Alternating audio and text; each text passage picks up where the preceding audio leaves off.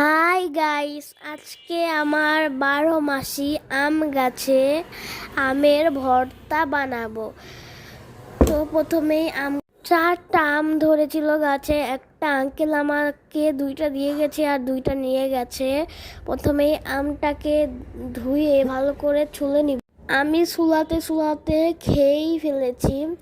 এখন ছুলানো শেষ, আবার ধুয়ে নিব। ধুয়ে আমি নাচতে নাচতে চলে আসছি।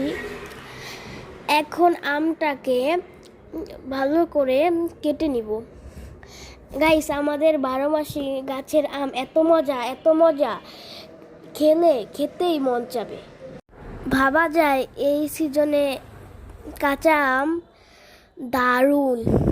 তো এরপরে পিঙ্ক সল্ট ও কাঁচামরিচ কুচি দিয়ে ভালো করে ঝাঁকানাকা ঝাঁকানাকা ঝাঁকানাকা নাকা করে মাখিয়ে নিব।